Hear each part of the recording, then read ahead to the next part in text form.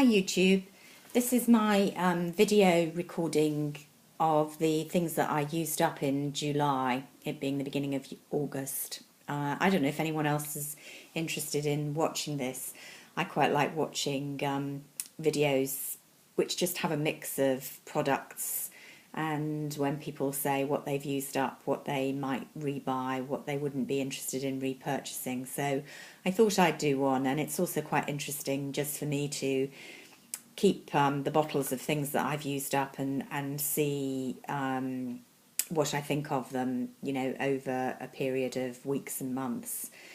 So this is pretty much what I have used or stopped using in the past few weeks.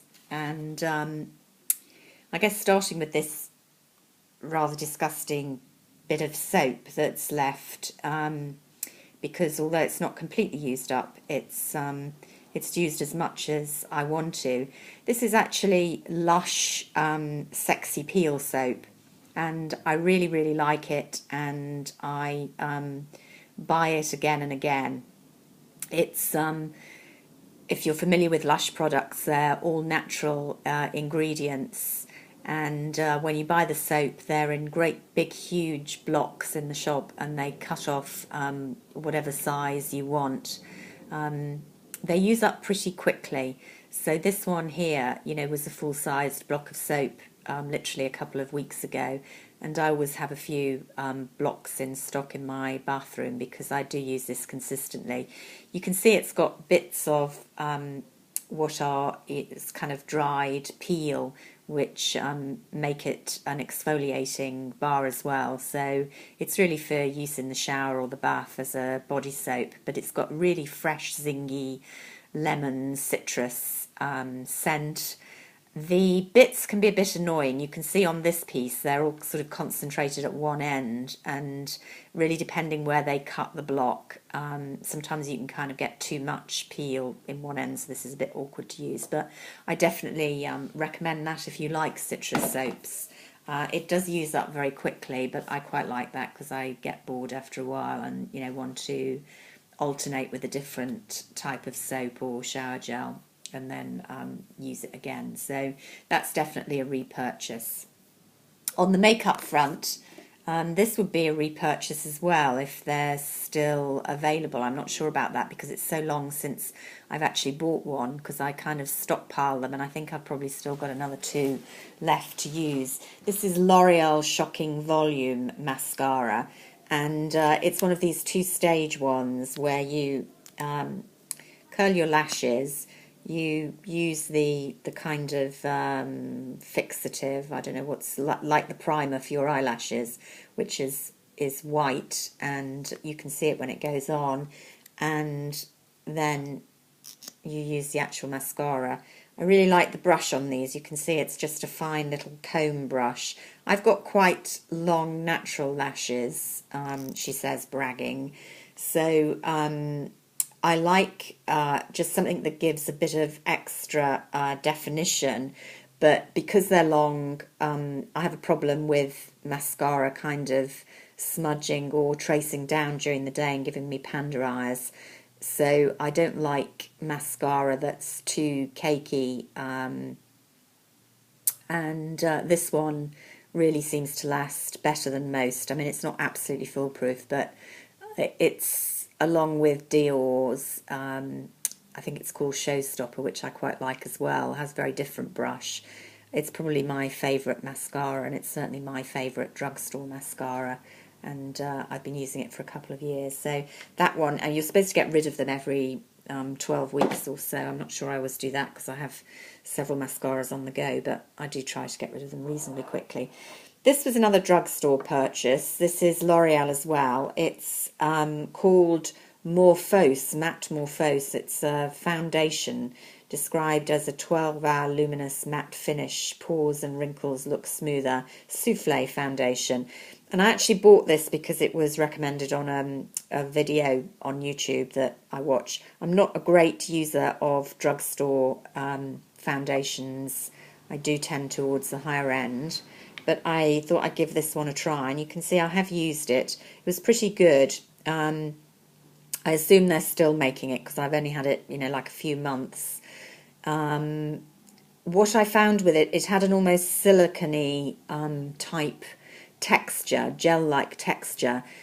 So I felt that I didn't want to wear primer underneath it, certainly not a silicone type primer. But given I didn't use primer, it would last pretty well. Not the best lasting of foundations, but given it was a drugstore, so not that expensive, pretty good. The other odd thing was it would look, really the wrong colour in the jar, and the video that I watched warned about this. So that looks really sort of dark and tanny. It's not actually coming up on the screen as dark as it is. But when you massage it into your skin, it kind of disappears and looks a lot lighter straight away. So you really have to use the testers in store. You would get, or certainly I would have got no idea of which was the right shade to buy just by looking at the colour in the pots. This is a 140, whatever that means. But you just had to kind of play around.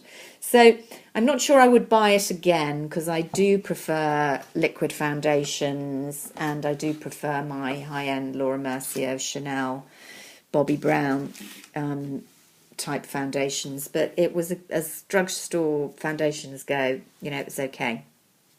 And yeah, I would sort of recommend it. This is one of my hero products. I just finished this up in the last month. It's Dermalogica Ultra Calming Cleanser for face and eyes. It's a cream lotion cleanser that you just spread on.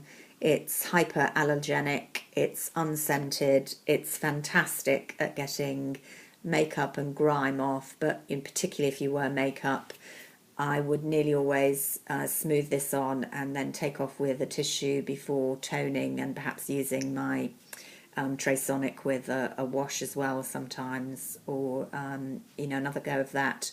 Or alternatively, my other hero product that I kind of alternate with this, which is Bioderma Creolene H2O, another cult product that I think is absolutely worth it. But Dermalogica is absolutely fantastic brand as far as I'm concerned. I don't use all their moisturisers, don't use all their products, but many of them are very good. They are hypoallergenic. A lot of dermatologists will recommend them. They're quite pricey, but this one works for me and I buy it again and again. I couldn't recommend it enough. Another shampoo that I repeat buy, I do tend to alternate with my shampoos. I have to say I never buy drugstore shampoos unless I'm absolutely stuck somewhere. I do always spend on reasonable quality shampoo and I find it's worth it for my hair. I don't always use the same ones. This is Aveda. Again, they pride themselves on using natural ingredients, flower and plant essences. They have many different ranges within. Shampure is just one of the basic ranges for ordinary normal hair without that many problems, that gets your hair clean without stripping away the essential oils. It smells delicious. A bottle lasts for ages, although it's quite pricey.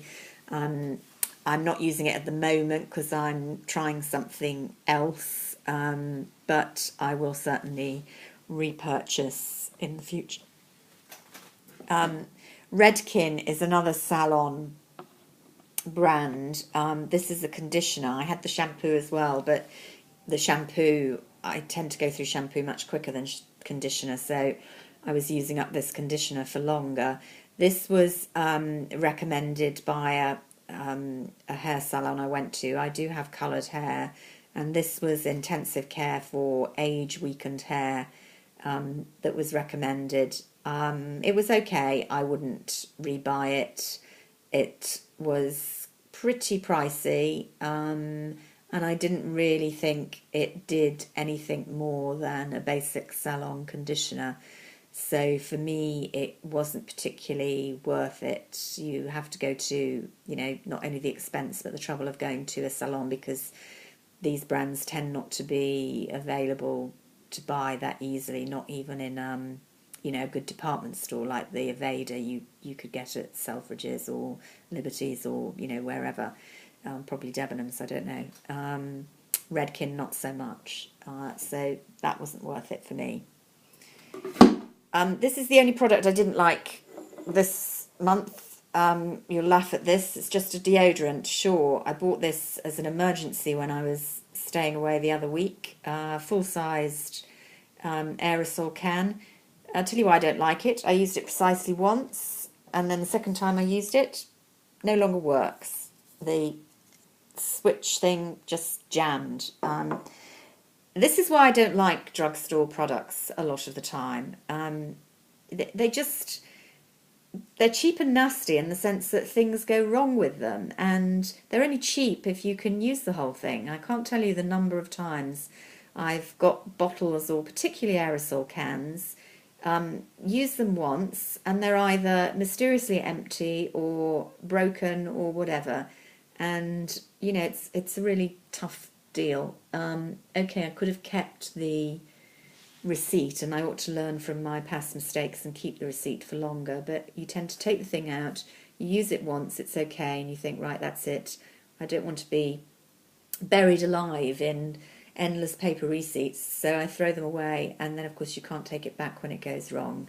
But that's a total dud. So sure, long-lasting protection, not long-lasting can. Used once, supposedly bargain, but absolutely useless. And then this was just a little trial size of Bath and Body Works, so you can't get it over here in the UK, sadly. Their aromatherapy range for sleep, really nice, lavender vanilla. I had the shower gel, just smelling it again, much sweeter than lavender sometimes smells. I mean, you can definitely smell that there's lavender in there, but the vanilla kind of sweetens it up a little bit. And it almost smells like there's a tiny bit of citrus as well, which would be a bit surprising since it's supposed to send you to sleep, and citrus kind of wakes you up. But I really liked the smell of that, and it was a pretty good quality lotion. Not tremendously thick and creamy, but okay for the price.